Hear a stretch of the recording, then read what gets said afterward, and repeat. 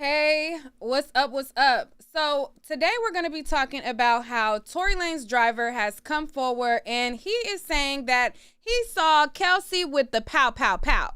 Now, in addition to him saying that, Meg the Stallion is also clapping back at Tory supporters, Kelsey, and now that there is a new statement from the driver, she is speaking about, her little piece. So we're gonna get to all of that after this intro. Hey, what's up? It's your girl Neek, and you're tuned in to Neek at Night. If this is your first time here, over here we are the Night Owls. If you have not hit that subscribe button, I want you to go ahead and do that right now. This is a channel where I talk about celebrity news and gossip and give my opinion on trending stories. But just know, keep in mind that over here, this is an acquired taste. You know what I'm saying? This ain't for everybody. So, proceed with caution. But, still hit that subscribe button. Anyways.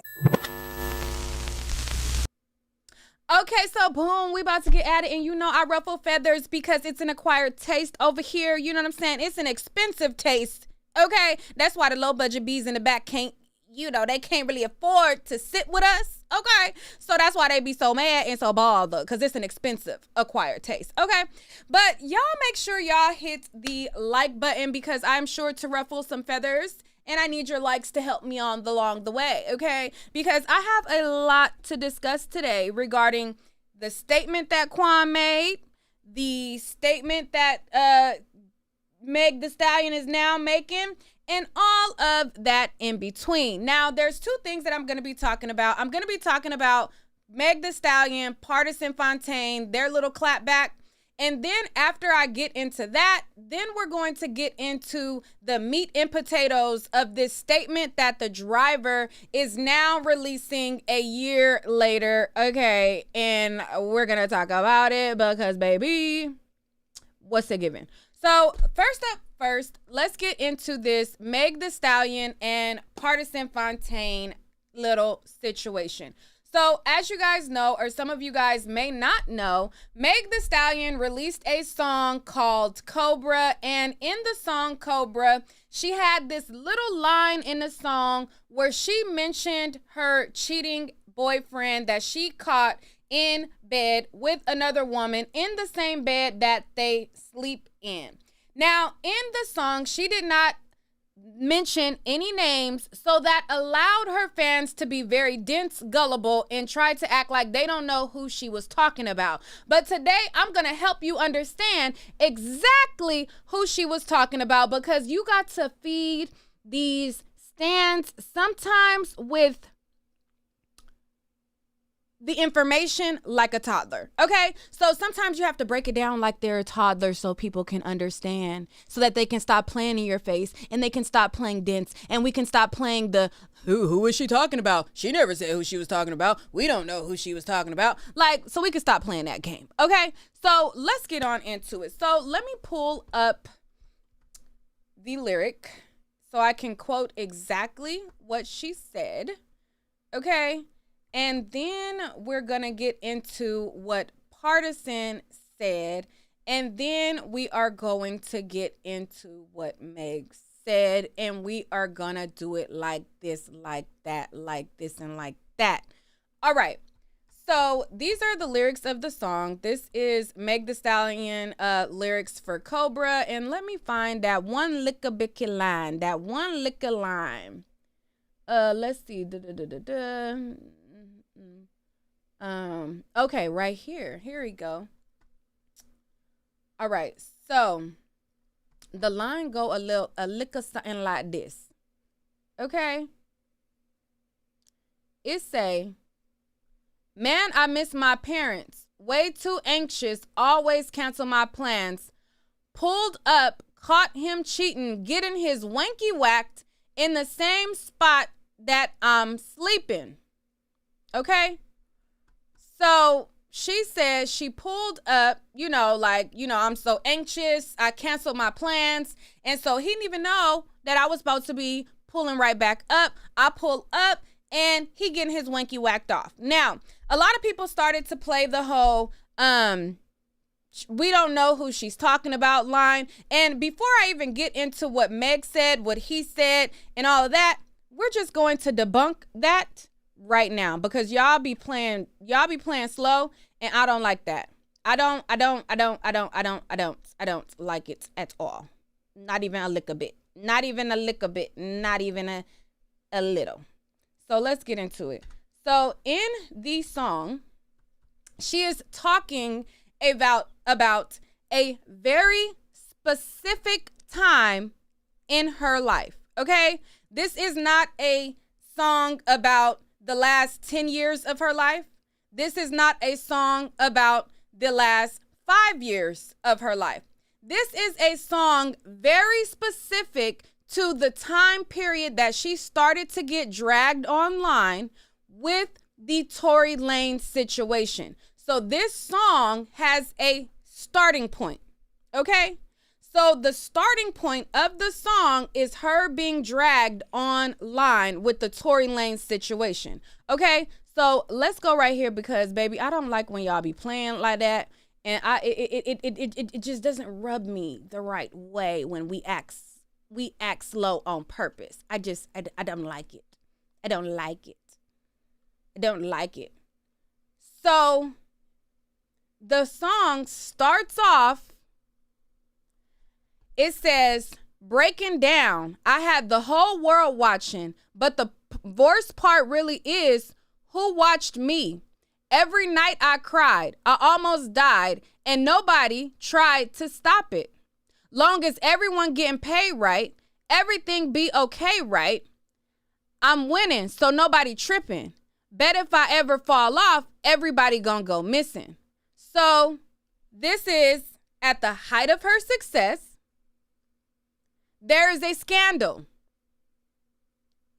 So she's talking about, at the height of my success, I'm going through these problems. I'm depressed. I got to deal with this Tory Lanez shooting and being dragged in the mud. What other time period has she been dragged with the whole world watching when she's breaking down? Okay, so boom. So we got that. It says breaking down, and I had the whole world watching, but the worst part is really who watched me every night I cried. I almost died, and nobody close tried to stop it. Long as everybody getting paid right, everything will be okay, right? I'm winning, so nobody tripping. Bet if I ever fall off, everybody go missing. At night, I'm sitting in a dark room thinking probably why I always end up drinking. Yes, I'm depressed. How can someone so blessed want to slit their wrist? Ish, I probably bleed out some Pinot when they find me. I'm a Valentino. Hey, he pouring me shots thinking it's lit. Ha, little did he know this P is depressed. I'm about to stress him. Yeah, pink nails round his neck, huh? But this ain't domestic. Think they going down, huh? Now he stand corrected. This P is depressed. I'm about to stress him. It say, hey, damn, I got problems. Never thought a B like me would ever hit rock bottom. Man, I miss my parents. She said, man, I miss my parents. Way too anxious. Always cancel my plans. Pulled up, caught him getting his wanky whacked off at the same spot I'm sleeping. Lord, give me a break. I don't know how much more of this ish I can take. How long you been worried about me telling people that's not me? Honestly, it kind of feel like you was plotting, watching. Why is you speaking on me at my lowest when you acted like you ain't noticed? Okay, so while she was going through this scandal with this whole Tory Lanez thing, while she was going through this depression, who was she dating? She was dating Partisan Fontaine. Who does she know that her fans would allude to it being? Partisan Fontaine. When Partisan Fontaine started getting ate up in the comments and all of her fans swarmed to accuse him,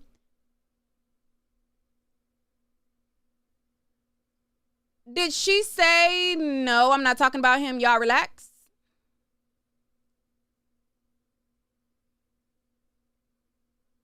No, because she was very specific in this song. So we're not going to act dense. I can continue reading through the song to still continue to show you that this is a very specific time. She say, never thought a B like me would hit rock bottom. Pulled up, caught him cheating, getting his wanky whacked off in the same spot I'm sleeping. Lord, give me a break. I don't know how much more I could take. She says, damn, I finally see it. I'm killing myself when these B's would die to be me. The P depressed. I'm about to stress. I ain't going. Yeah, no emotion.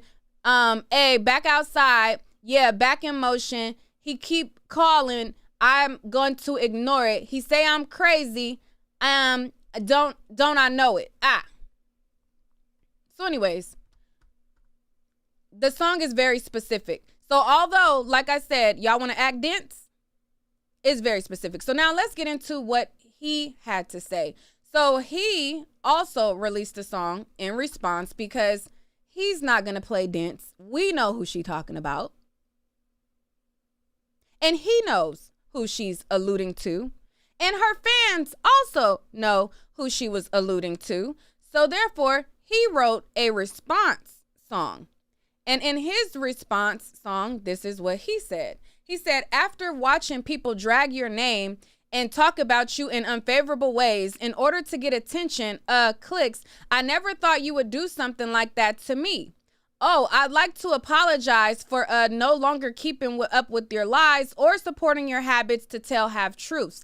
I hope this message reaches you well. I hope you get the help you need. Look, you talk all this ish about Kellen, ish about Jayla and Darren. You talk ish about everyone except for the person in the mirror that's staring. You talk ish like you a Keisha, then cry like a Karen. F the awards that you won, money that you got, clothes that you wearing. A whole lot happened in these last 2 years, but this is the part that you sharing. I just wish you tell the whole truth when you was going through ish. How I hold you, it's gonna be okay. That's what I told you. I was the realest in. Wait, where was I at? I was the realest in you was close to, and that's for real. The people that know you don't love you. The people that love you don't know you.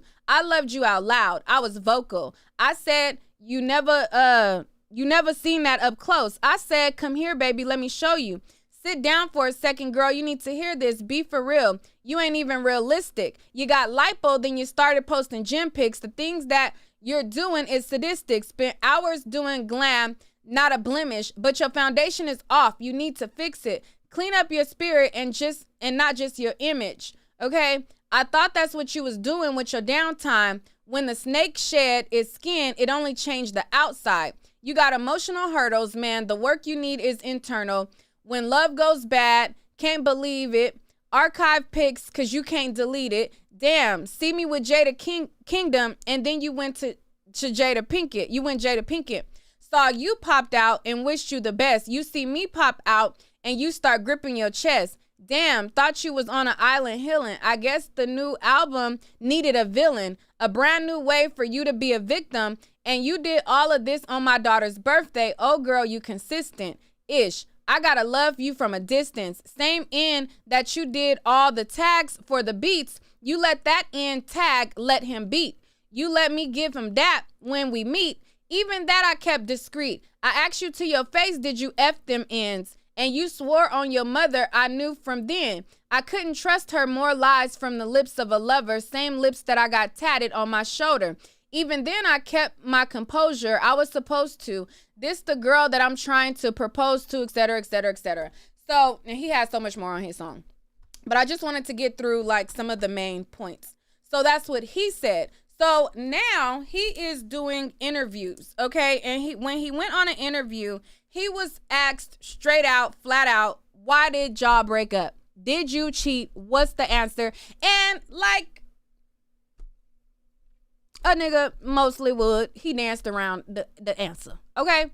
He danced around the answer and he kind of floated around it. So I'm going to play the audio of it, but not the video because it's the Breakfast Club and they be funny when you show the audio with the video. So we just gonna listen to the audio, okay?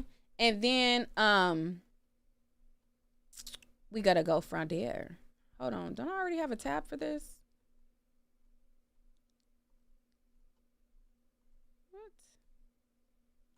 Wait, where's? Oh, here we go.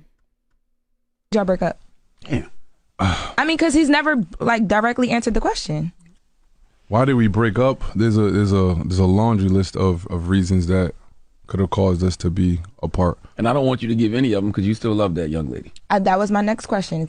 Okay, and Charlamagne sent him the alley-oop to deflect. Okay, when homegirl is trying to get a straight answer, Charlamagne puts the alley-oop for him to deflect.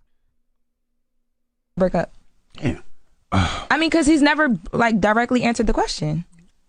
Why did we break up? There's a laundry list of reasons that could have caused us to be apart. And I don't want you to give any of them because you still love that young lady. Child, men will try to save men. Okay, men are always trying to save men. Nah, let him answer. Let him answer. Talk about I don't want you to give any of them. No, we want to hear. He ready to talk? Let him talk. That was my next question, because on your project, it sounds like, no, on the person, it sounds like you still love her. You do. You definitely love her. Absolutely. Listen, I'm a person that believes love doesn't go away. It changes. You know what I'm saying? Like, and I've always, and that's another thing I've stated. Like, yo, I always want well for her. Like, you know what I'm saying? I'm not a person that wants bad for her. I'm not out here calling her all types of such and such. I've never even discussed some of the things on that song with my closest friends. Like, you know what I'm saying? So when the song came, people's like, yo, you know what I'm saying? I never ever once ever talk bad about her. Okay, so he says that he never talked bad, and just because it's Breakfast Club content, I have to pause it because they are very sticklers of using their content. Okay, so I know y'all want me to just play it without pausing it, but baby, we gotta play the YouTube game, how it's supposed to be played. Okay, so let me finish. To anyone, not even, you know what I mean? Like, I do wish her the best. You're still holding it well right now. What'd you do with the ring? Because you said that you picked out a ring from Greg. First of all, salute to Greg. I saw a guy. He didn't say he bought it. He just said he picked it up. We don't know if he actually got the ring. Did you buy it? Hold on. Did you buy it or did you pick it up? The money has been allotted for something different now. Oh. So he didn't buy it. Did you buy it? Did you pick it out? The money is allotted for something different. Meaning, AKA, I said that I wanted to buy her ring, but I ain't buy nothing. You said she lied to you about something. What did she lie about? What you was talking about earlier? Because when you buy a ring and you're about to propose, right?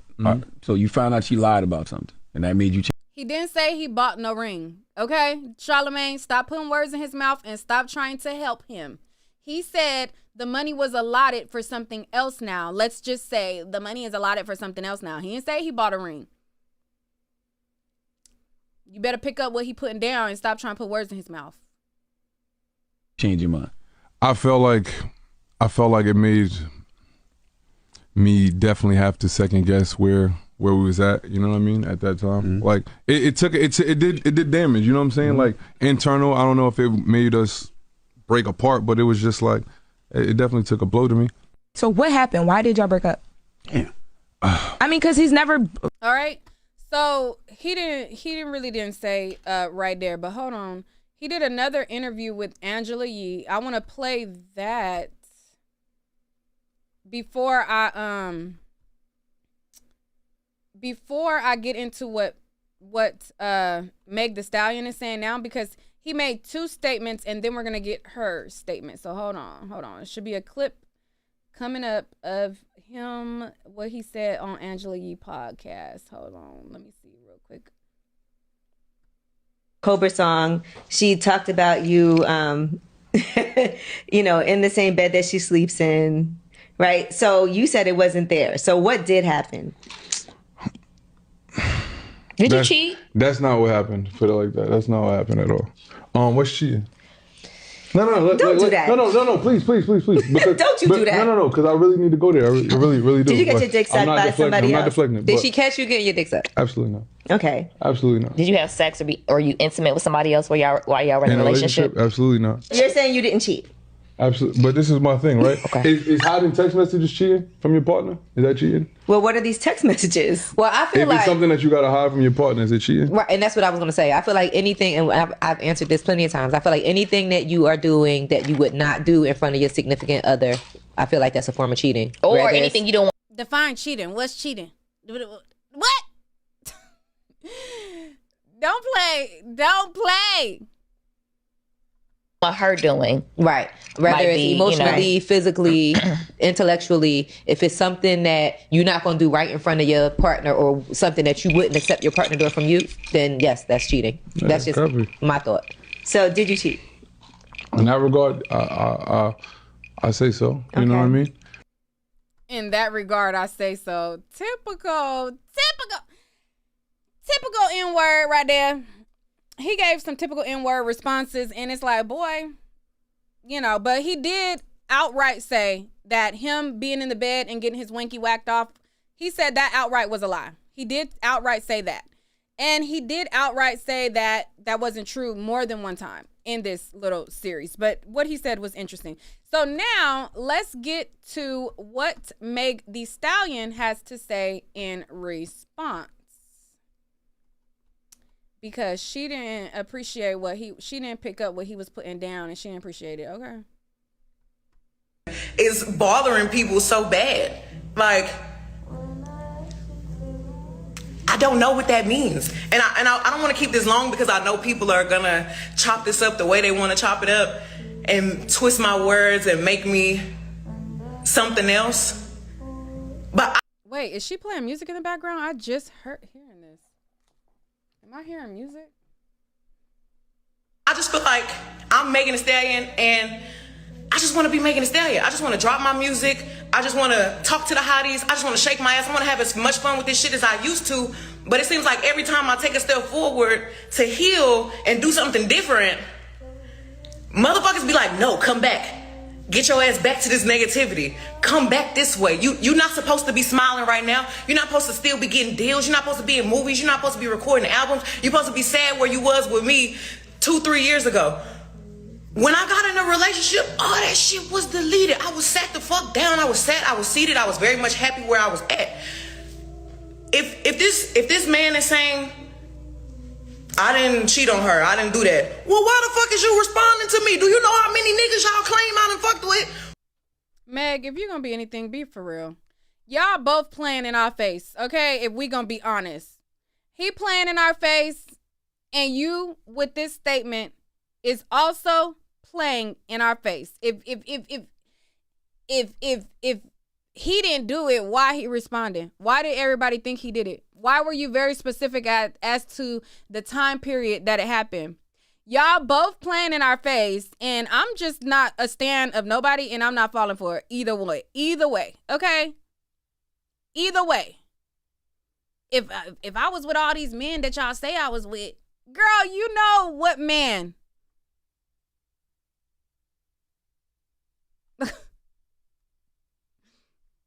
Why are you answering? Why are you trying to make that shoe fit? Was it you getting your dick sucked in the same spot I was sleeping? If you say it wasn't true, why the hell is you dissing me? Like, what the fuck is going on? Why are you talking to me? If you said I wasn't talking to you, I wasn't talking to you.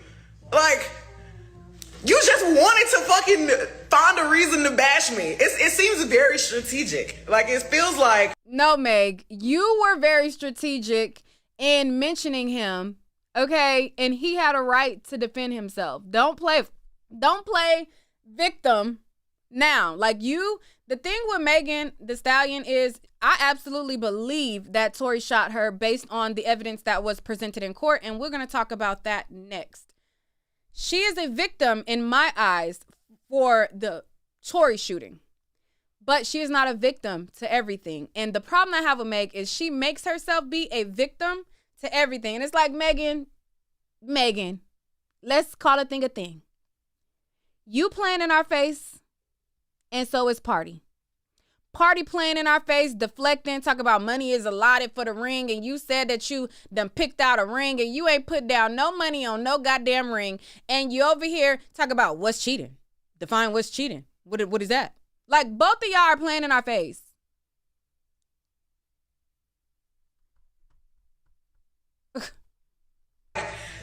It's bothering people so bad. Like, I don't know what that means. And I don't want to keep this long because I know people are going to chop this up the way they want to chop it up and twist my words and make me something else. But I just feel like I'm Megan Thee Stallion, and I just want to be Megan Thee Stallion. I just want to drop my music. I just want to talk to the hotties. I just want to shake my ass. I want to have as much fun with this shit as I used to. But it seems like every time I take a step forward to heal and do something different, motherfuckers be like, no, come back. Get your ass back to this negativity. Come back this way. You're not supposed to be smiling right now. You're not supposed to still be getting deals. You're not supposed to be in movies. You're not supposed to be recording albums. You're supposed to be sad where you was with me 2-3 years ago. When I got in a relationship, all that shit was deleted. I was sat the fuck down. I was sat. I was seated. I was very much happy where I was at. If this man is saying, I didn't cheat on her, I didn't do that, well, why the fuck is you responding to me? Do you know how many niggas y'all claim I done fucked with? Why are you answering? Why are you trying to make that shoe fit? Was it you getting your dick sucked in the same spot I was sleeping? If you say it wasn't you, why the hell is you dissing me? Like, what the fuck is going on? Why are you talking to me? If you said I wasn't talking to you, I wasn't talking to you. Like, you just wanted to fucking find a reason to bash me. It seems very strategic. Like, it feels like it's bothering people so bad. Like, I don't know what that means. And I don't want to keep this long. All right. So that's what she had to say about that part right there. And let's go back to the lyrics, okay? Because I have some Meg Thee Stallion stans who are acting dense in the comments, and they probably just got here. So they didn't hear my explanation that I gave breaking this down already, okay? Because I see the same. She didn't put a name on it. Y'all put a name on it. She didn't put a name on it. Y'all put a name on it. So let me go back over this one more time. I see now. Chevy. Hey, honey. All right. What I would have to say about this, right? My mother always told me you judge people by how they act when they're not around you, right? Mm-hmm. And the way I feel about Meg is simple things. Like we all trying to learn life. We all only have one life. And I feel like the difference between Meg and most people is that she doesn't take accountability for nothing. We all make mistakes. And we all look back at things and be like, damn, why did I do that? But I just feel like she just doesn't take accountability. And that's why it's so hard to believe her, even if you want to root for her. It's so hard because she really been caught in so many lies. Like, I've been following her since her first case with her the 1501 guy. Carl And Crawford. like she lied, yes, and she lied. I found so many lies from since then. I was like, no, she's real shaky. So regarding her and the ex, how you say his name again? Partisan. Yeah, I still think he was so tasteful. I watched his whole interview on Lip Service, and I still think he was so respectful about it. And even if he did cheated, I feel like it's not right, but I feel like she should have just took that L because she had bigger problems than that. Right. But I don't know, like I feel like she always like throws stones and hide her hands like all the time. So that's why it's so hard for me as a female to root for her. Not that I want to hate on her, but I just don't see it. Okay. So that's all I have to say. All right, so that's that on that. I mean, what can we do? She needs to just take accountability. I feel like even if she lied and then sometimes take accountability, I think people more root for her. But the fact that you always just lying, like just continuing going deeper in a lie, like stop lying. Mm-hmm. Allegedly. But yeah, stop lying. Allegedly. Yeah. Allegedly. Okay. Right. All right, well, let's move on. All right. Thank you so much. Nope. Oops, sorry. I didn't mean to do that. But yeah, thank you for coming on. I appreciate it. Hold on, y'all. I gotta be real ghetto real quick. Because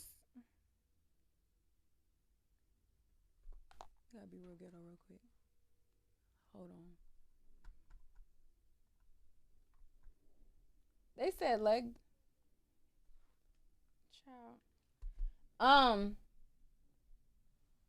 Somebody said Megan was with someone after party. Yes, we know that she was dating the soccer player, but like the short amount of time that she was dating the soccer player, do you really think that they was living together to where it's the same bed that she's sleeping in type thing? Come on now, again, let's not do that. Let's not. All right, moving on.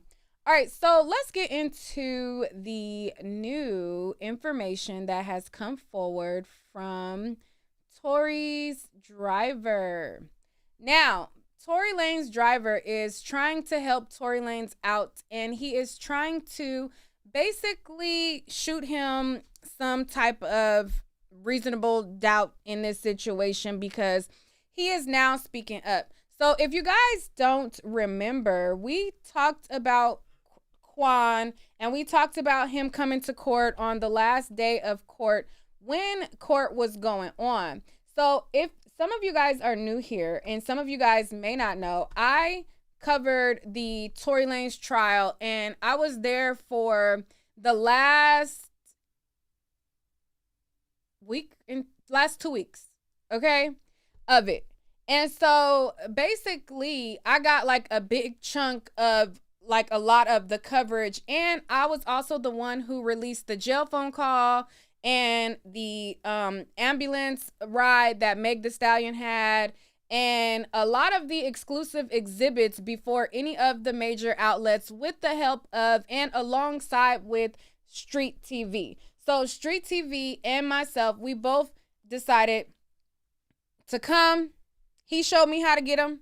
We both got the receipts and we both came together and released the exhibits. Okay, so I was one of the ones who was able to share with you guys the jail phone call. So I'm gonna play the jail phone call just really quickly, and then we're gonna go into what the friend or what the driver is now saying right now. And I'm gonna play it for y'all. This is a free call with no tags. Remember when I first released this exclusively and I was playing it with all the tags? I'm gonna just play this real quick and then we're gonna get into what the driver is saying. Tory? An inmate at LAPD jail. This call is subject to recording and monitoring. Press 1 to accept the call. To deny this call, thank you for using Telmate. Hello? Hey. Y'all got out safe and everything? Huh? Y'all got out and everything, y'all good? Megan's still in the hospital. I'm outside the hospital. What hospital y'all at? About what? You said what? I said Megan's in the hospital still. I'm outside the hospital waiting. What hospital are you at? I don't know. Let me see. Cedar, something like that. Cedar. Yo, bro. Sure. Regardless, I know she probably never ever gonna talk to me ever again, but bruh, I just want you to know, bruh. Nigga, I was just so fucking drunk, nigga. I didn't even know what the fuck was going on, bro. That ass. I didn't even know what the fuck was going on, bro. Like, that ass, nigga. I'd never do some shit like that, bro. Just that, nigga, I was so fucking drunk, nigga. I just didn't even understand what the fuck was going on, bro. Like, so, whatever, yeah. bro. But, you know, regardless, that's not gonna make anything right. And that's not gonna make my actions right, bro. But I'm just deeply sorry, bro. I never even moved like that, bro. Like, never moved like that at all, bro. Like, for real, dog. I know. There's a lot that happens, but a whole lot, bro. Like, a whole lot, bro. I feel crazy, bro. But in this day, like, what happened already, bro. I can't take it back, bro. I'm just telling y'all, I'm sorry, bro. Like, I think it was just too drunk, bro. You know what I'm saying? Yeah. When I got to the house, shorty, like, all top niggas, they gave me like 5 shots, like, off the door, like, you feel me? So I was out of there, like, wasn't even there with niggas, like, you feel me? We was taking shots past that time. I wasn't even there with niggas, like, bro, I don't even remember what we was even arguing about, bro, like, you feel me? Like, yeah, no, I don't. All right, so you hear him. He says that he don't even remember what they were arguing about. But a Tory Lanez fan, which I am a fan of his music, but a stan will say that he was so sure and he was apologizing to Kelsey because he was being messy and exposed the fact of two best friends trying to sleep with the same person. But in this jail call, he says that I don't even remember what we were arguing about, and he's apologetic to the shooter, alleged shooter. Just listen, and then we're just gonna go down the rabbit hole.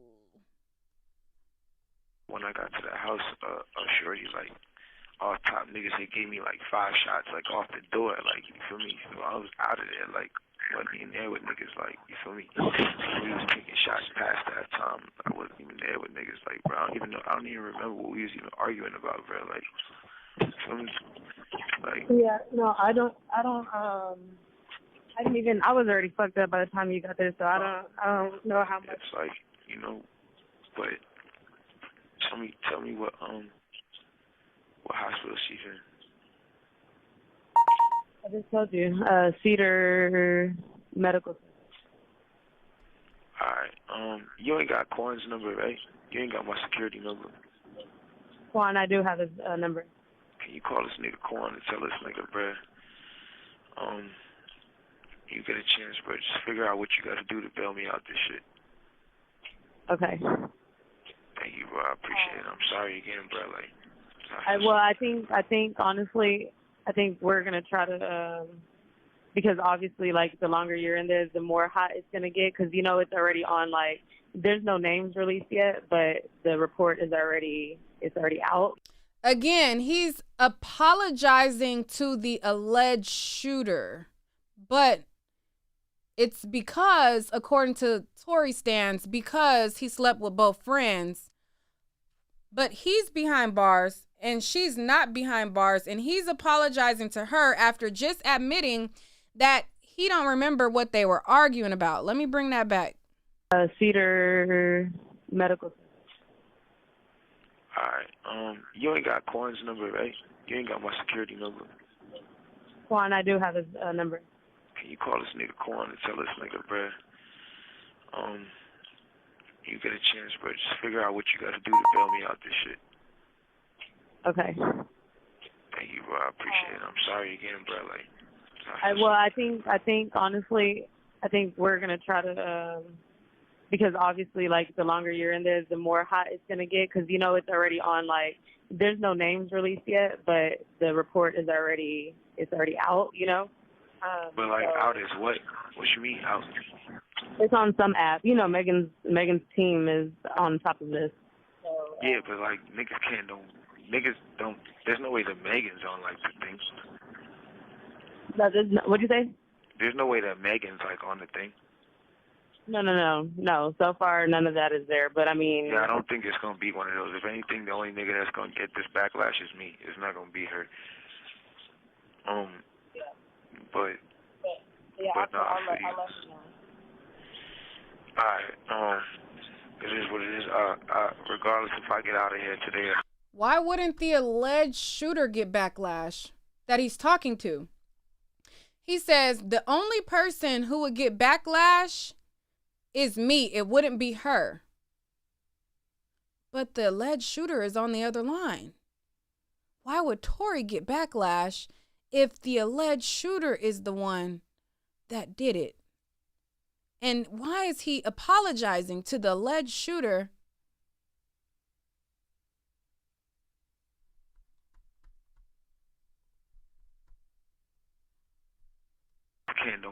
Niggas don't. There's no way that Megan's on, like, the thing. What'd you say? There's no way that Megan's, like, on the thing. No. So far, none of that is there. But I mean, yeah, I don't think it's gonna be one of those. If anything, the only nigga that's gonna get this backlash is me. It's not gonna be her. But Yeah, But I'll for let you. you know. Alright, it is what it is. Regardless if I get out of here today or not, bro, I just want to let y'all know, bro. I'm sorry, bro. Like, I never did that shit if I wasn't that drunk, bro. Like, you feel me? Yeah. You have 1 minute remaining for this call. I'll get out of here, you heard? I can't hear you. What you say? Yeah, Hello?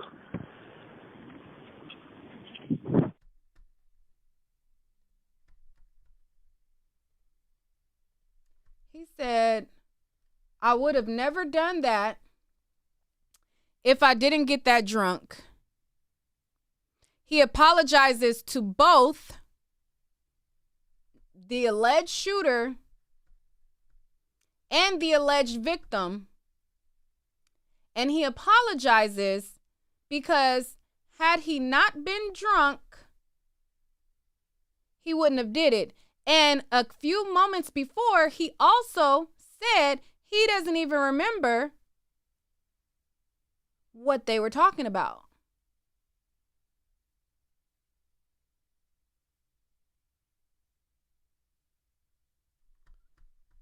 Okay, interesting. That's very interesting. All right. So, and then before I read Quan's statement, let's also listen to the audio of the shots, right? Because there was also people who alleged, and even in the statement, there is an allegation of a struggle with the gun. Okay? So I also have the audio of the actual shooting. And I want to know if that's consistent with a struggle with a gun. Now, there was also an expert witness who came to testify on the stand that the particular gun that was used is not one of those, what do they call it? Hair trigger guns or whatever. Hairpin trigger guns or whatever the name is, where you barely tap it and it goes off.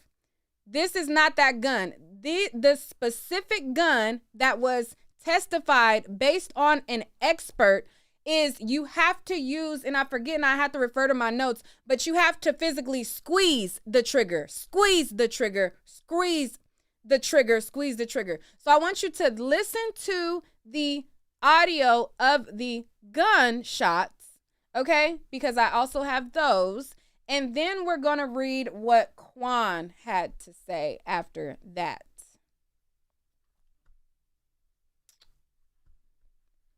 So, hold on. Let me get to it. So, let's see. Gunshot audio. Okay. And the audio was captured on a Ring camera. Okay. The timestamp was 4:23 a.m. And the Ring camera caught the gun motion. So I'll bring that on the screen for you guys to see. Hold on, because everyone likes a good receipt, okay? We all like a good receipt. So let me make sure we all get everything on the table. Okay, let's all get all the information. Okay, so this is the actual submission that was submitted in court, and this is the actual audio.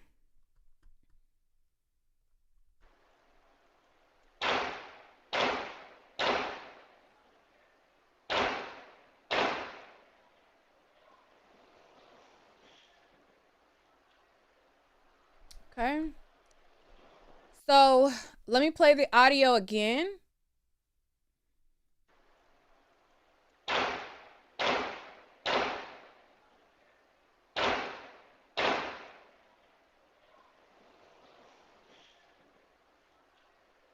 Okay, one more time.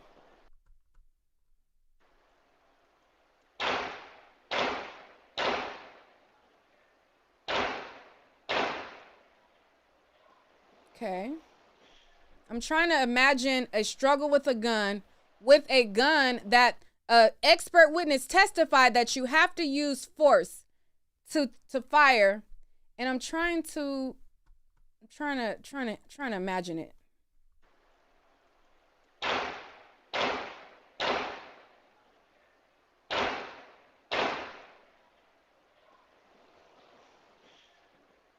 Okay, hold on. Let me play it one more time. I'm trying to picture it. I'm trying to picture all the pieces, okay? Because we had the jail phone call where he's apologizing to the alleged shooter. We have the audio of the actual shooting.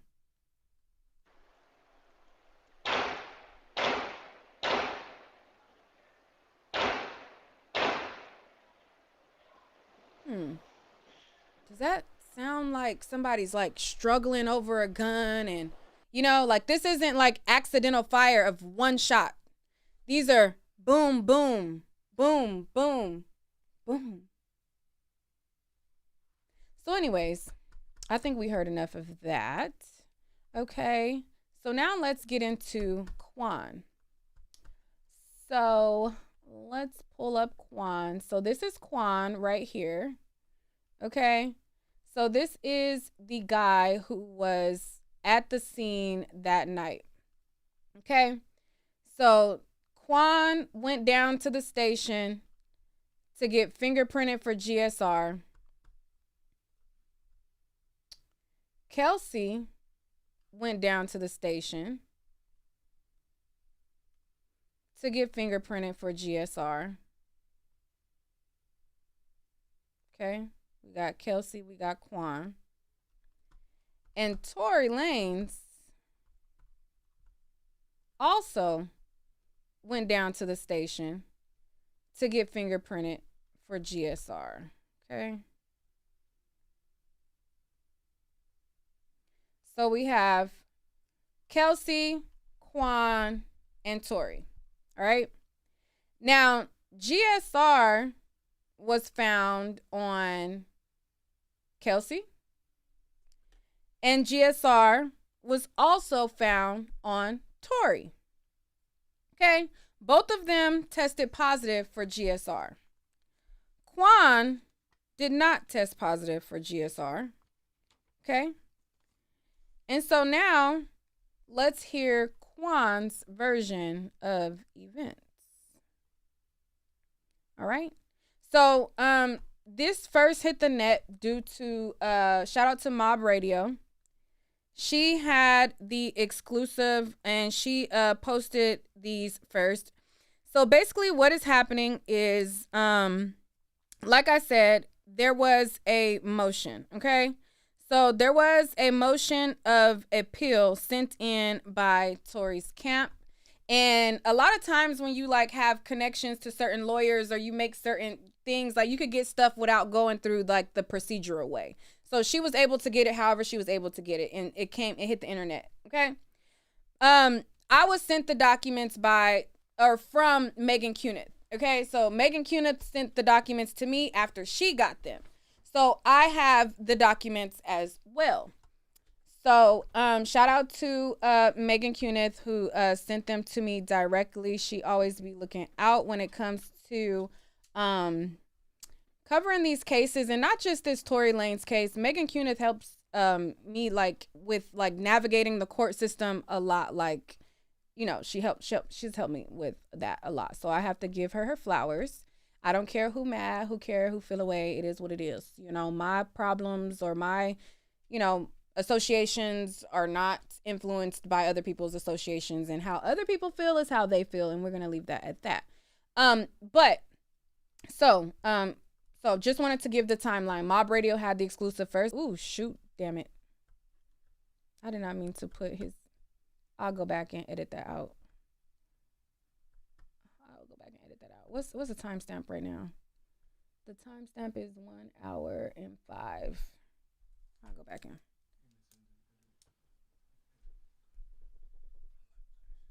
One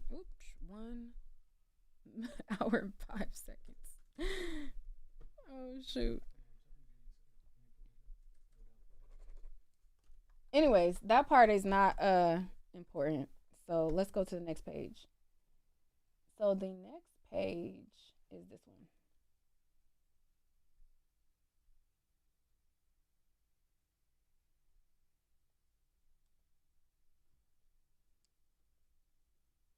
Can y'all see that?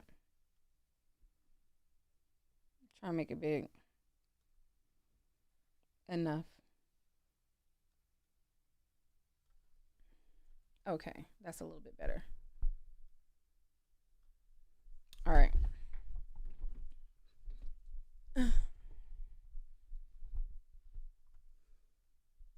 Somebody said it's you reading the odds for me. All right, so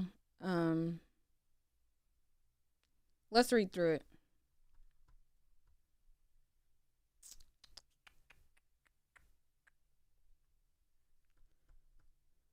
So he says, I was the driver and bodyguard of Mr. Daystar Peterson, who is better known as Tory Lanez.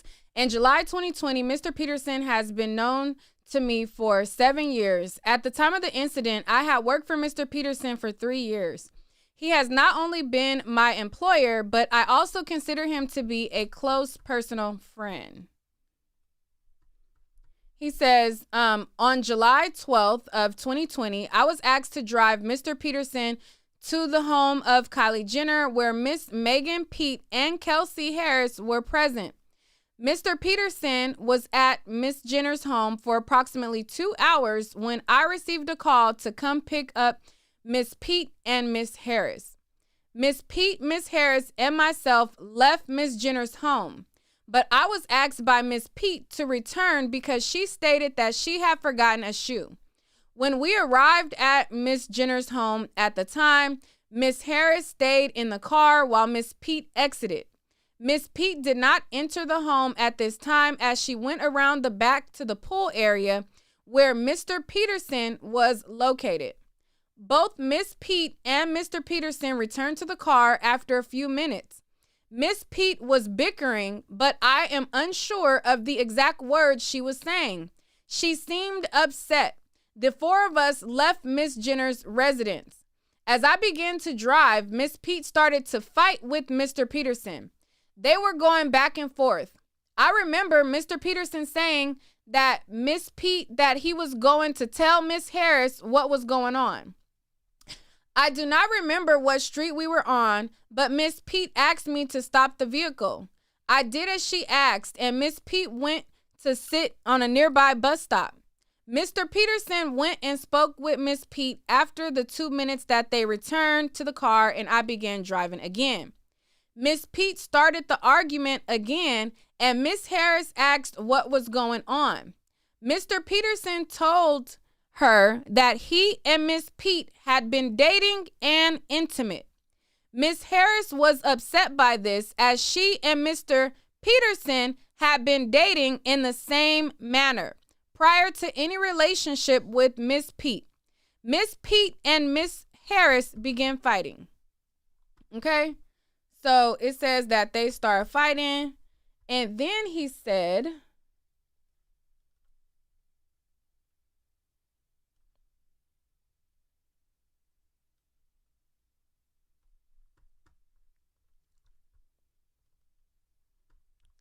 I pulled over to stop them.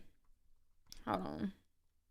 He says, I pulled over to stop them, and Miss Harris both got out of, Miss Pete and Miss Harris both got out of the vehicle and continued to fight, both verbally and physically.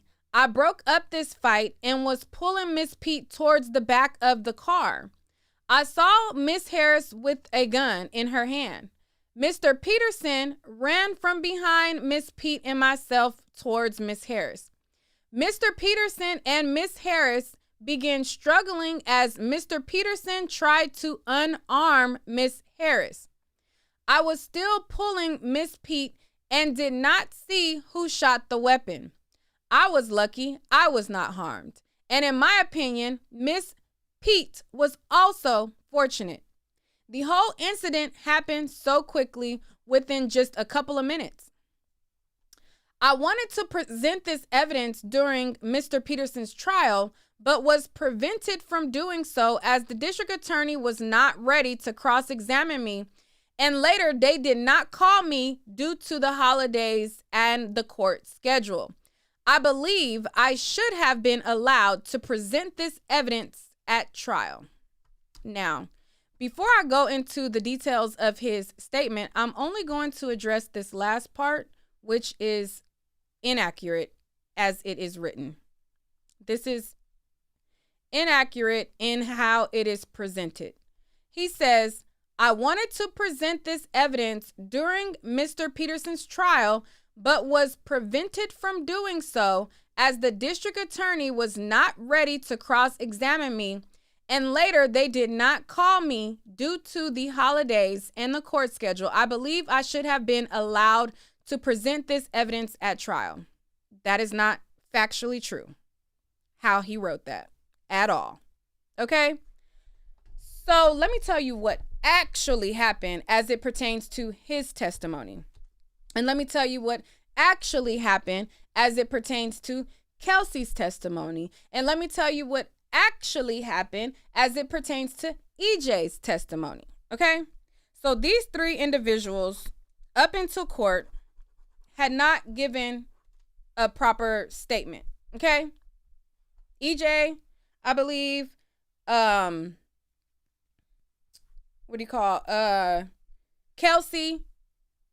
and Quan, right? So at the time that this happened, when Tory Lanez was charged, the prosecutors had reached out to everybody involved in the case to try to get a statement.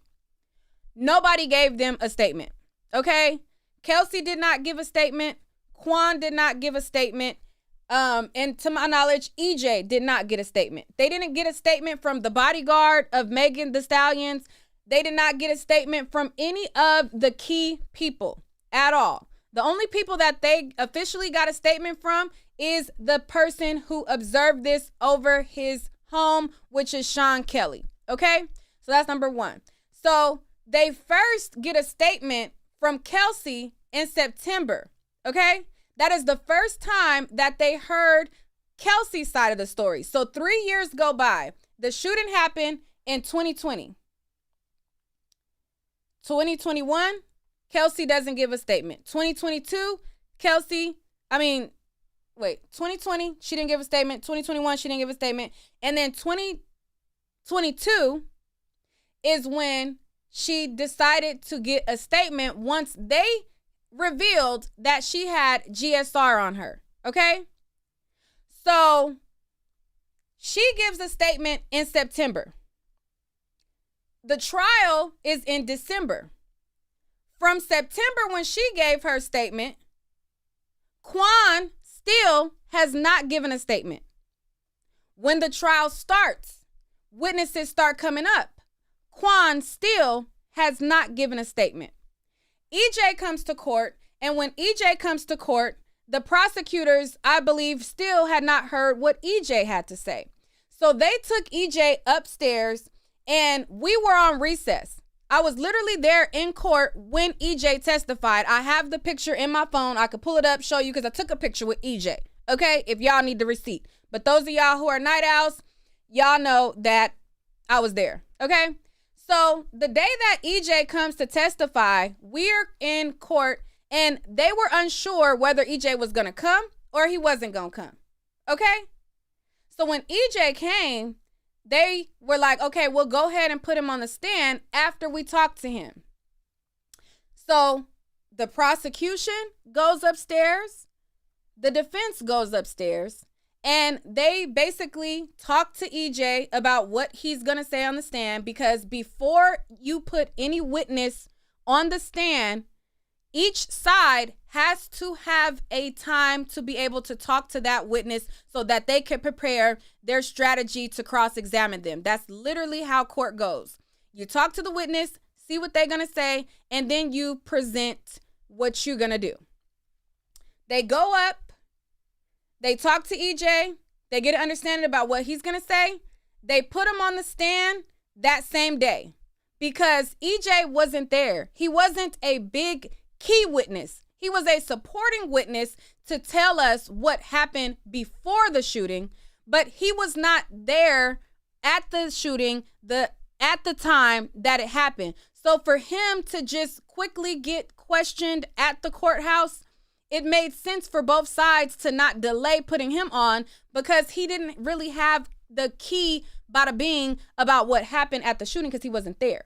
So they went ahead and let that go. It wasn't too many cross-examine questions that they had to have, and it wasn't much strategy that either party had to have talking to EJ. They just had to ask him, okay, what'd you witness? Okay, the defense had their couple of questions, and his cross-examining was not really like something that you really had to have strategy for, okay? So they put EJ on the stand, and while they talked to him, all of us waited. We waited, and we sat, and we waited.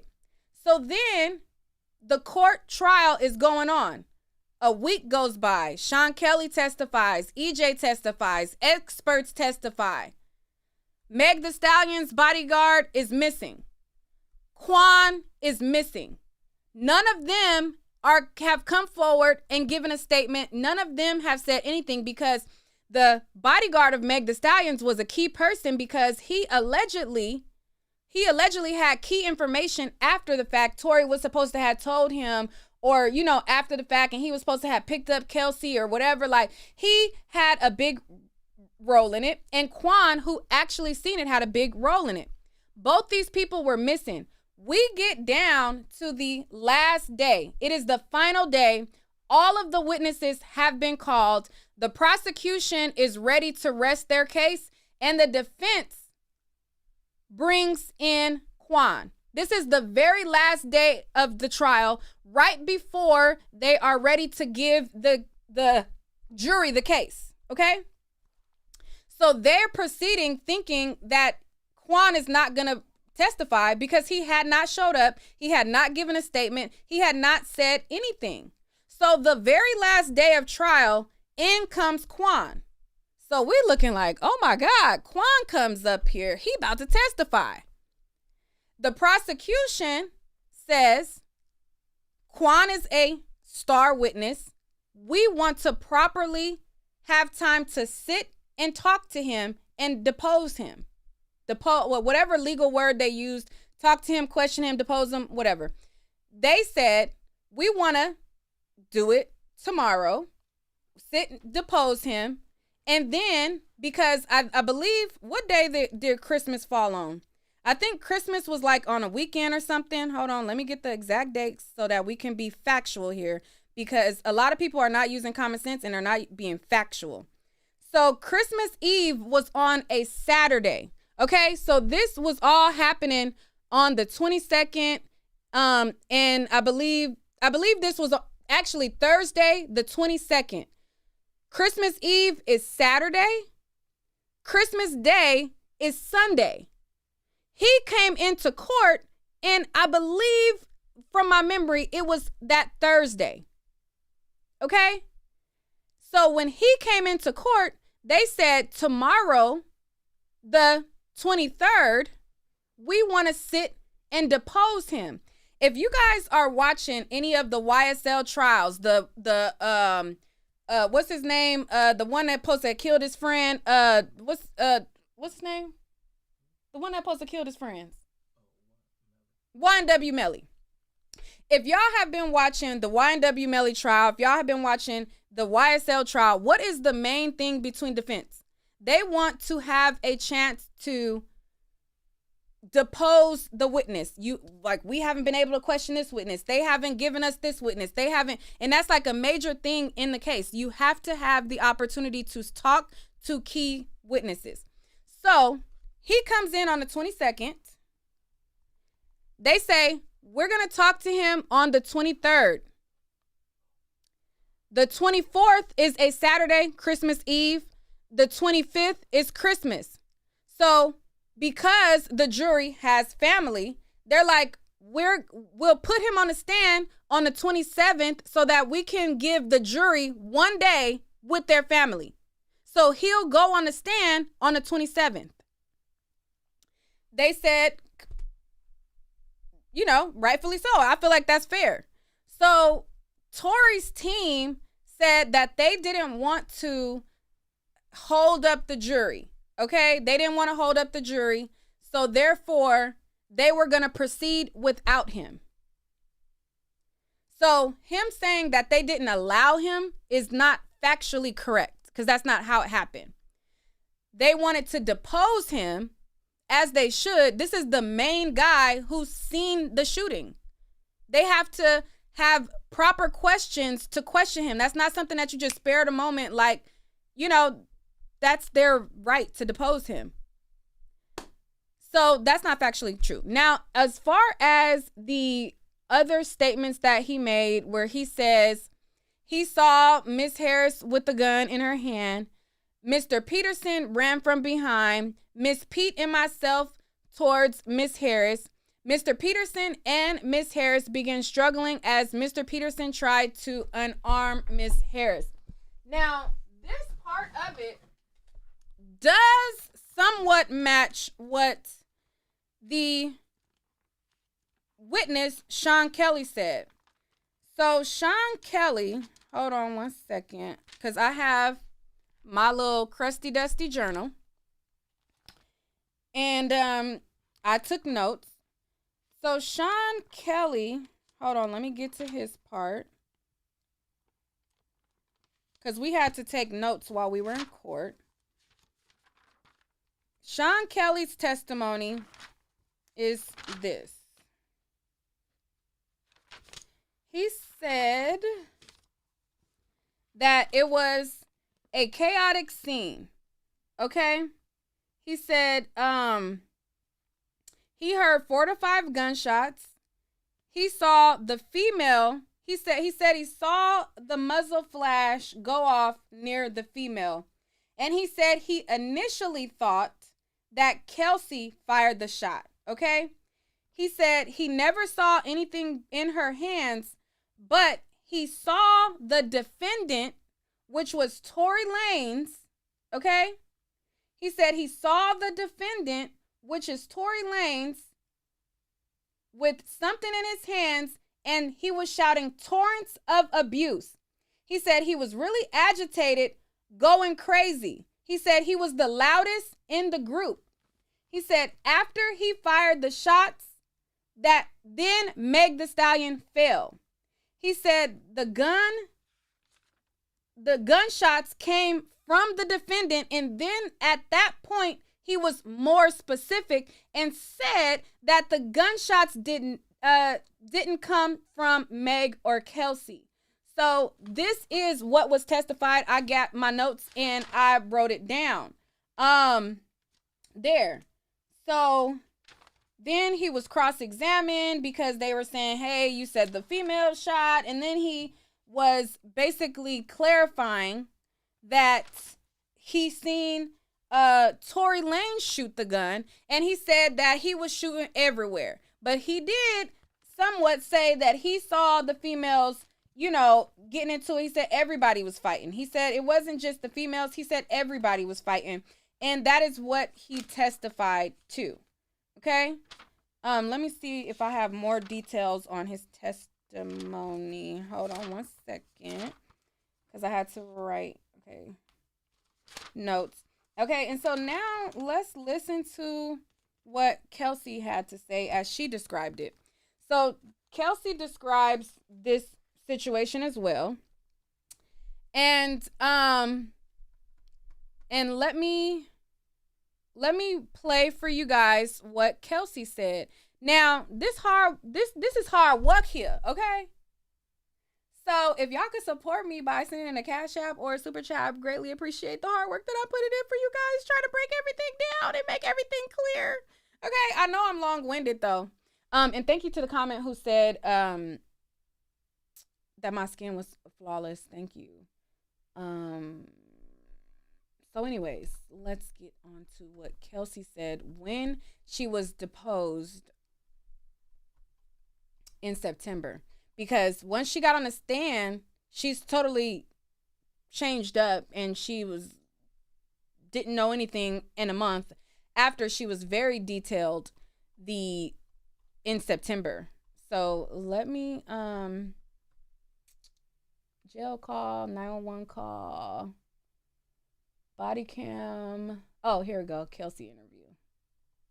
Okay, it's September 14th. 2022. It's 11:30 in the morning. No, we're not gonna listen this to is Deputy District Attorney Alexander Bott. I'm here with Deputy District Attorney Kathy Taw. and DA investigator Jody Little. We're here to interview witness Kelsey Harris in case BA 490599. Ms. Harris is accompanied by her spouse, Mr. Darren. And sir, could you go ahead and say your full name? Darren Smith. And spell your name for me, please, Darren. Darien, last name Smith. And then we also have two individuals appearing by speakerphone. And could you folks just state your name for the recording? Dominic Johnson. Don Worley with McDonald Worley. Great, thank you so much. I will ask them to spell their names, if not now, then later, because it wasn't quite clear to me for the second person. Okay, thank you. Thank you for the So- super chat. We're here to talk about the events that occurred back in July of 2020, July 12th, 2020. And can I call you Kelsey? Yes. Kelsey, why don't we just start with how did you come to know Meg and Pete? We met in college. We attended Prairie View University together, and that's where we established our relationship.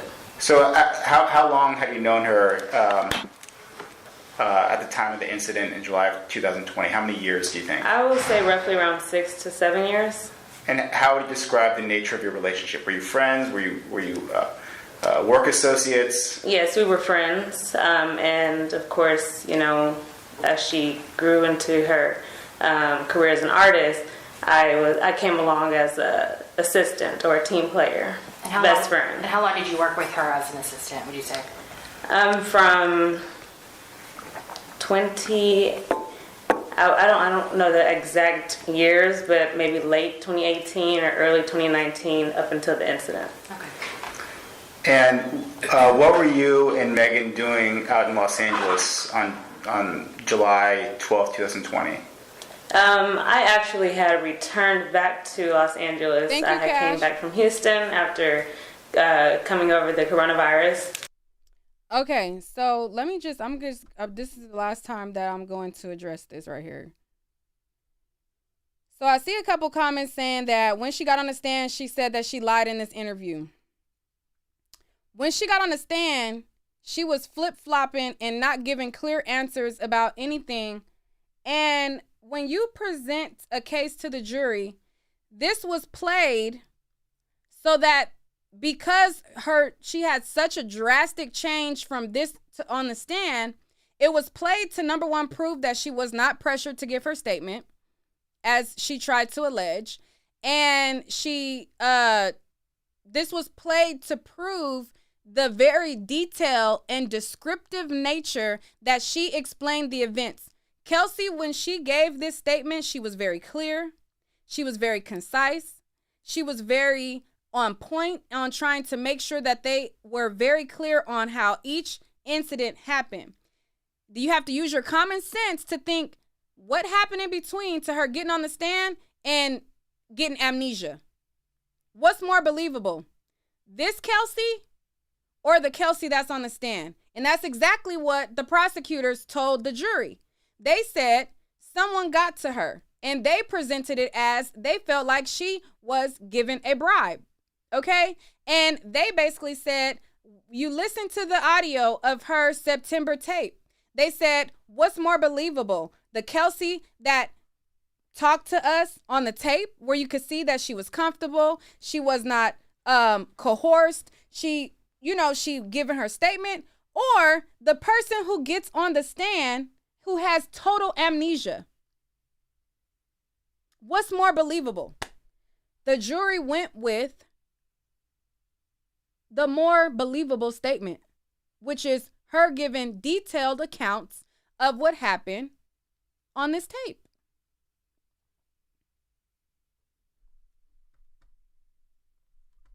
So let's skip through it some. Back in the vehicle, do you remember where everyone was sitting? Yes, sorry. Megan got back in the front seat. Tory got back in behind Quan, so behind the driver's seat. So it was calm. Everybody was calm. Tory then began to apologize to me. And he's just like, I'm sorry, Kelsey, you're just a real ass nigga. And the arguing begin with Tory and Megan. Everybody rushes out. Who's everybody? Okay. Tory, Quan, Megan. Kylie, she comes out, but she stays on her porch, or her door entry. So Megan jumps back in the front seat. Tory gets in the car, which is now he's behind Quan. He's behind the driver. I'm still behind the front passenger. And Megan says, sorry, I got to cuss, but she says, bitch. Kylie said, we got to get the fuck out of here. And I was like, what? Like, why? And so Quan was like, they were in there arguing.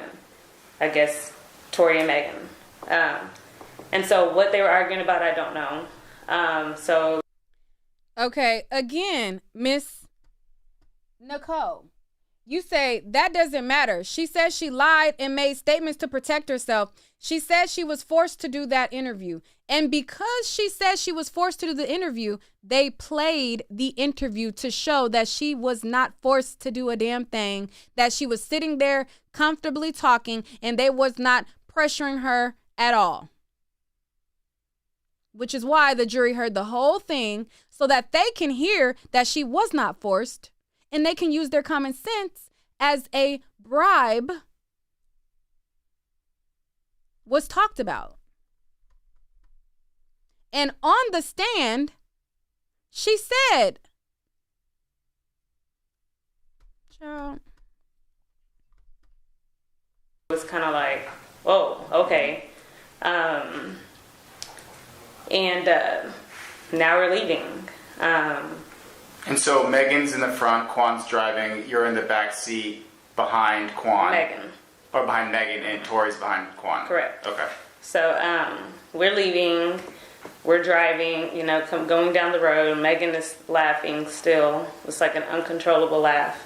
And just out of curiosity, I want to know what's funny. So I'm like, what is funny? Like, what is going on? And Tory, that's when Tory butts in, and he's like, yeah, Megan, why don't you tell your best friend what's so funny? Why don't you tell her how fake you are? And so I'm confused because this was random. And so I said, what? Like, what are you talking about? And Megan's like, Kelsey, don't listen to him. He's just trying to make you mad. And so I'm like, what are you talking about? And next thing you know, the arguing, began with Tory and Megan. They're arguing, they're taking jabs at each other. He's calling her out her name. He's calling her, I've never heard him speak like this, so. Any of the stuff he was saying? I can't honestly recall, verbatim. He was definitely calling her, bitches and hoes. And I stepped in and I said, you're not going to talk to my friend like that. I don't care what y'all got going on, but you're not going to talk to her like that in front of me. So he got offended, and now me and him are arguing. And we're honestly, when I argue, I can say things that are hurtful too. So he was saying mean things, so I was saying mean things back to him. And do you remember any of the exchange? I'm about to get to what I do remember. He began to say, I'm from, he just started I'm from Canada, basically, I guess insinuating that they're gangsters or something. I don't know. I'm from Canada, my nigga. Do you know? And I'm like, okay. And so, now we're just going back and forth.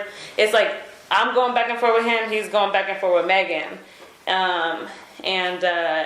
He said, my nigga, I'll shoot you.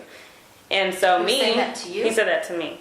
So he reached, he was going to grab something. He reached towards the middle console, but he never pulled anything out. Now, can you describe the middle console on the car? There's I assume some type of flat cover or lid. Correct. And then when he reached towards it, you just saw what? His hand moving? Yeah, it was just a motion that he reached. He never opened it or, so it was just a motion. Mm-hmm. So I was like, okay, and if you shoot me, then I guess it's my time to go, and if you shoot me, just know I have people who will ride behind me, in my support, and he's like, he's just talking mess still, him and Megan, me and him. So then Megan, I guess we're on Sunset Boulevard at this time. And Megan demands for, sorry, that's my... Your ring. Yeah, that's the same thing.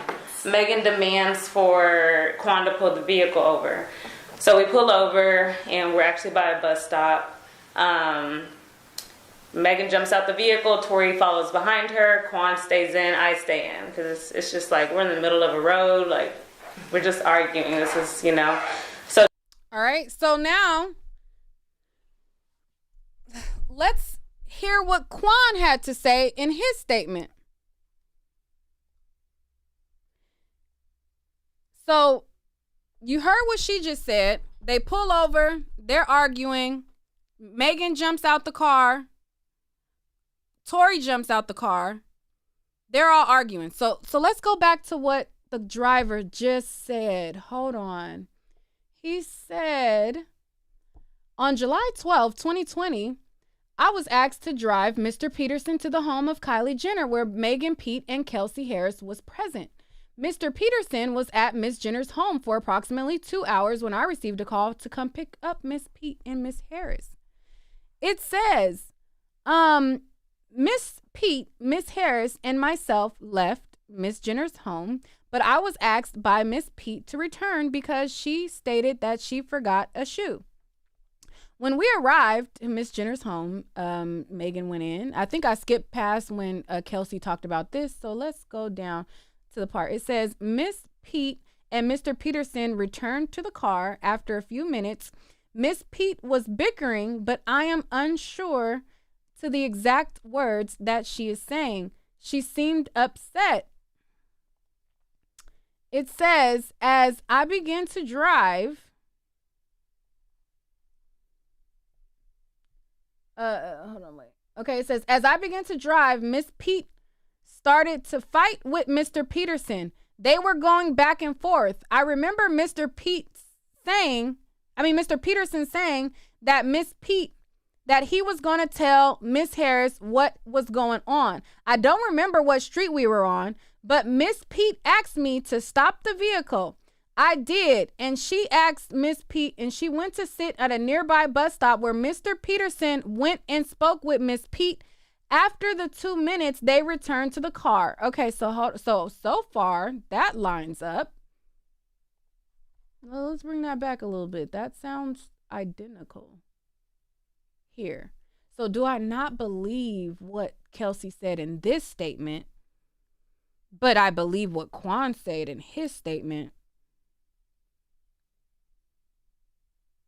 I wonder how Tory fans, not fans, because I'm a fan of his music, stands. Wonder how they compute, they cancel out one, but then believe the other. But what happens when they both are saying the same thing on that part? Megan demands for, sorry, that's mine. Your ring. Mine. Yeah, that's the same thing. Megan demands for Quan to pull the vehicle over. So we pull over, and we're actually by a bus stop. Megan jumps out the vehicle. Tory follows behind her. Quan stays in. I stay in. Because it's just like we're in the middle of a road. Like, we're just arguing. This is, So Tory and Megan, they sit at the bus stop. They have, I don't know what conversation they had, a conversation if any, but when they got back in the vehicle, it was calm. Tory then began to... When they got back in the vehicle, do you remember where everyone was sitting? Yes, sorry. Megan got back in the front seat. Tory got back in behind Quan, so behind the driver's seat. So it was calm. Everybody was calm. Tory then began to apologize to me. And he's just like, I'm sorry, Kelsey, you're just a real ass nigga, and I had to tell you. And I'm like, what? An apology. Right, and so I'm like, but he's saying it loud. And so Megan can hear this. So that kind of started her back up. So now they're arguing back together. At this point, it's uncontrollable. Can't stop it. And do you remember anything at this point that was being said between them? At this point, they're arguing about each other's artistry as a career as an artist. She's telling him, like, you're only this and that because you're on a remix with Jack Harlow. And he's telling her things about her career as an artist, which I can't remember what he was telling her, but they just started hitting each other with their career as an artist. So now we're at the final, the next stop where the incident occurs. And this time Tory demands Quan to let us out. He's like, let these hoes out, let these bitches out the car. This is my car. And so we're like, okay. Like, okay, we'll get out. So he pulled the car over, and everything here transpires. Megan jumps out of her seat, which is the front seat. I open up my door, which I'm behind Megan. And when you're getting out of a vehicle, you're not really just like looking at any direction. You're just kind of getting out the vehicle, you know? Especially, we didn't expect anything to happen next, so we're just getting out the vehicle. I get out of my side, and no sooner do you know, you start hearing gunshots going off. I look up about it was 5 gunshots. I look up maybe at the second or third gunshot. That's when I look up, and you see Tory. He's now in the front seat. I guess he must have jumped over. It was very smooth transition because we didn't hear it. I didn't hear it. And he's leaning over. The door is open, and he's leaning over like the window. Which door? Is it the rear door? The front right. So where Megan was sitting. Okay, so his door's open. My door's open in the back, and the front door is open to where Megan got out. The front right passenger. Both doors on the passenger side are open. Correct. So. And is he shooting through the window or over the top of the door? No, he's shooting over the top of the door. So over the top of the door would be the rear passenger door. The right front passenger. So, again, as I said, he must have jumped, or I don't know how he did it because it was very smooth. And he was leaning over the front passenger door, and, you know, she was shooting the gun. Where were you standing at this point? At this point, I'm standing kind of like my body's still like to the side behind the door, the rear passenger door. So I would say my left side was the rear passenger, and my right side was kind of like this. Like this is the door, and I'm. Are you still partially in the car at this point? No, I'm out of the vehicle. Okay. I'm out of the vehicle. I'm just not around my door yet. Yeah. So. Do you know where's Megan? So I was about to speak on Megan. So she was walking away when this happened, but by the third, fourth shot, and by the time I look up, she's facing towards us, and I've described it like a deer in headlights. Mm-hmm. I'm short. I'm 4'11". The vehicle is kind of a little raised up, higher than me, so I can't really see. I can only see from her chest up. That's all I can see. But the way Tory was angling the gun is kind of like, it wasn't like straight. It was like, down. Mm-hmm. It was down in her direction? Definitely in her direction. In the air, definitely in her direction. So at that point, all right, so let's read back what Quan said. So he said,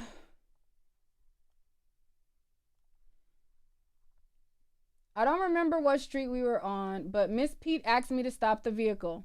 I did as she asked. Miss Pete went and sit on a nearby bus stop. Mr. Peterson went and spoke with Miss Pete. After about 2 minutes, they returned to the car, and I began driving.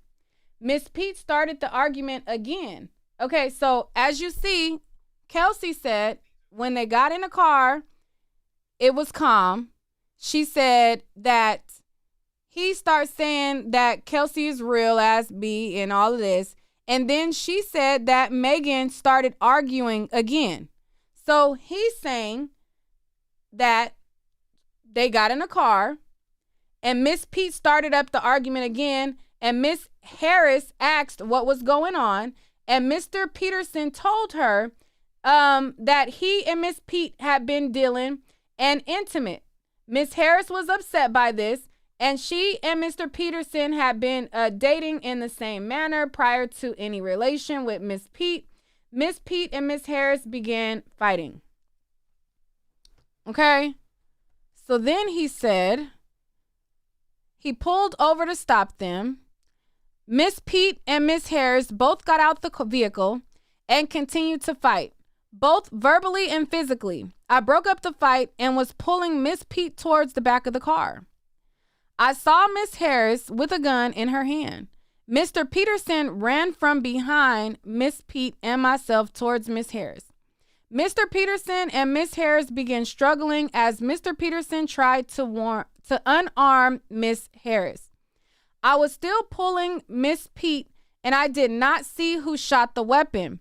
I was lucky I was not harmed, and in my opinion, Miss Pete was also fortunate.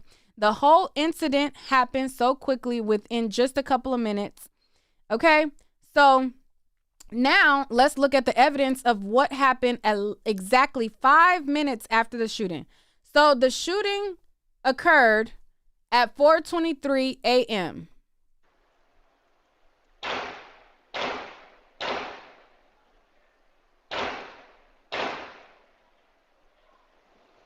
Okay. So then there is help. Tory shot Meg. 5 minutes later. Okay. So hold on. Let me find a text message. 5 minutes after the shooting, Kelsey tries to make a call and then she texts and she says, help. Tory shot Meg. So this was presented in court, and let me show you a couple other things that was presented in court because y'all really act slow. Okay? Y'all really act slow. And I don't know if it's on purpose or if y'all just like being a stan really like stops like common sense, but let's just put it all together. Hold on. Let me pull up the text. So here it says at 4:27 p.m., this is a text that was submitted in court, okay? And this was in the wee hours of the morning, and Kelsey had text, help, Tory shot Meg, 911, okay? So what argument the prosecutors presented was, unless Kelsey is this criminal mastermind and she's already trying to think of a cover-up, put your common sense together with her testimony, Shawn Kelly's testimony, because Quan, he didn't speak on the stand. He's just now speaking today. Shawn Kelly's testimony, Kelsey's testimony, the fact that 5 minutes after the shooting, Kelsey texts Meg the Stallion's bodyguard and says, help. Tory shot Meg.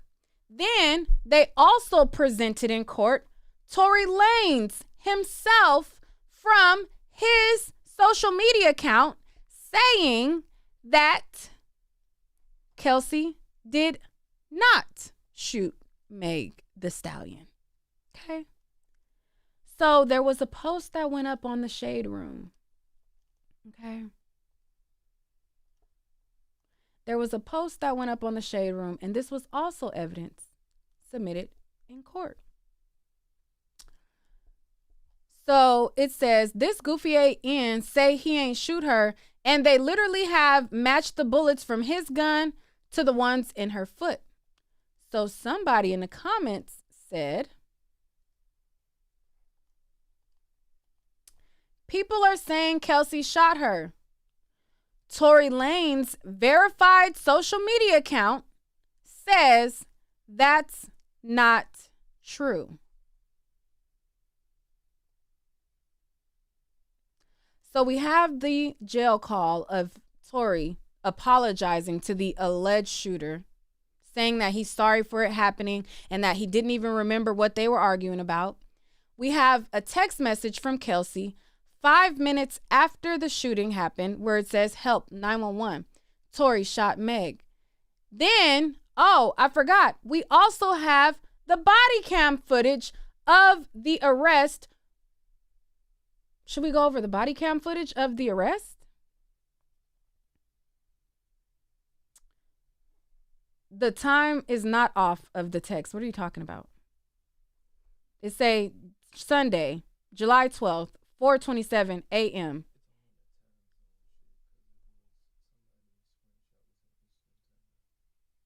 Oh, I don't know about Eastern time. The doorbell ring was at 4:23 a.m. Cali time, and so is that.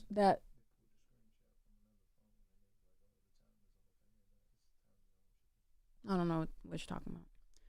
So, there was also the body cam footage. Hold on. Let me see if we got that, because, you know, we have all of the exhibits, every single one. Okay.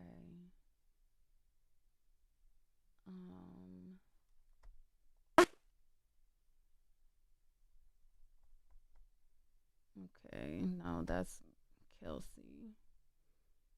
Hold on.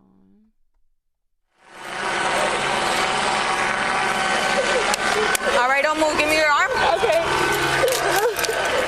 Okay, that's them arresting them. Hold on.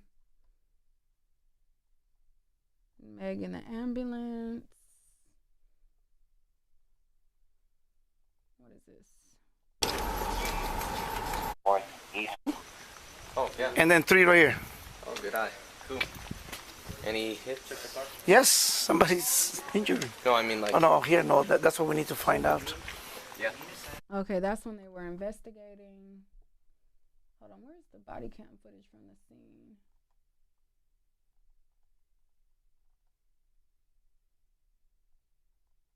Oh, then we had the text message from Tory Lanez. This was also submitted into evidence. So, in addition to the jail call, where he's talking on the jail call, in addition to him writing from his verified social media account that Kelsey didn't shoot her, in addition to the text message from Kelsey that's 5 minutes from the shooting that said, "Help, Tory shot Meg," there was also a text that Tory sent to Meg the Stallion as well, where he says, "Meg, I know you're probably never going to speak to me again, but I genuinely want you to know that I'm sorry from the bottom of my heart, and I was just too drunk. Nonetheless, ish should have never happened, and I can't change what did. I just feel horrible because I genuinely got too drunk."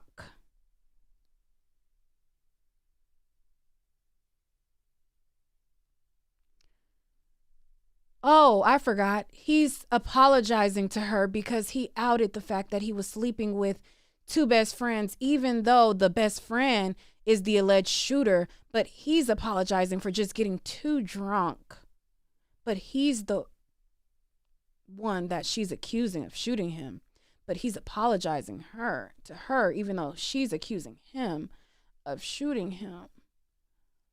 But Kelsey is the shooter, but he's texting her to her phone saying that he's so sorry that he got so drunk. Oh, I can't do the delusion anymore. So that's the breakdown on that. You know, delusional fans will still windmill and they will still be delusional. But those are all of the pieces of evidence that were presented in court. And there were other evidence and testimonies that was also presented in court as well. And so with all of the evidence together, not just Kelsey's statement, not just Meg's statement, not just the officer's statement, because the officers testified, with all of the evidence, the text message, the jail call, his text message, his post on social media saying Kelsey wasn't the shooter, with all of the testimony, the jurors were then left to use common sense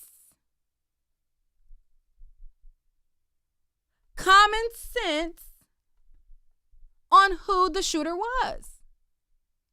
And again, I like Tory Lanez music. And before I went to court, I didn't know who was telling the truth because they all would sound like they was lying. Okay? Meg the Stallion was lying on Gayle King's show saying that she didn't sleep with him. Kelsey, she wasn't being straightforward, talking about she waiting for her day in court. And Tory Lanez was also selling a whole bunch of nothing when he talked about it. So when I went to court, I said, I'm going to get to the bottom of who telling the truth. Because at the time, Meg Thee Stallion already had other instances with other, like I think it was like a makeup artist or another stylist that she had fell out with, and she had been accused of lying and other things, and so I'm thinking everybody a goddamn liar. So I'm gonna go off the facts. So when you put all the facts together, whether I like Tory Lanez's music or not,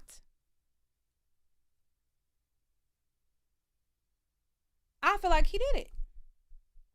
You said after court, you couldn't say for sure who did it. That's a lie. That is a lie. That is not what I said. What I actually said was, did I think per a reason, was there, what was it? Did I believe that that he shot her per the law without a shadow of a doubt that he was the shooter? And so what I said when I was a little bit more ill-informed than I am today, because I have witnessed way more trials, I have done a lot more courtroom work, and I have seen a lot more trials take place. What I said was, per the law standpoint of without a shadow of a doubt, did I think that he would have been found guilty? I was unsure based on that. But per my own opinion, what I personally think, I always said, once I got the evidence, I think he did it. I said per the law without a shadow of a doubt. And so what I was referring to was how it was explained to me before. Okay? What my thinking of what a shadow of a doubt meant. Okay? And so now that I have done more court hearings, more research, I've seen more court trials, that wasn't explained to me correctly. So, what a shadow of a doubt means, is it reasonable that any other person could have done the shooting? And with all the evidence, it's not reasonable that anybody else could have done the shooting but Tory. Okay? So when I said per the law was he guilty, per that line, I wasn't unsure of that. But my personal beliefs was always that he shot her. And I made it very clear that I personally felt he shot her, but I wasn't sure per that line. But now that I am more knowledgeable of what that shadow of a doubt or reasonable doubt mean, it means, is it reasonable, given the evidence, for this to be anybody else? And any person with common sense, it's not reasonable for it to be Kelsey, because he, on his verified social media account, said it wasn't her. He texted Meg Thee Stallion apologizing. He also had the text message where he was apologizing. We also have Kelsey's statement. So it's not reasonable for it to be anybody else. It's just not. So that's that. But yeah, so I just wanted to break it down. Shout out to everybody in the building. And I will see y'all on the next live.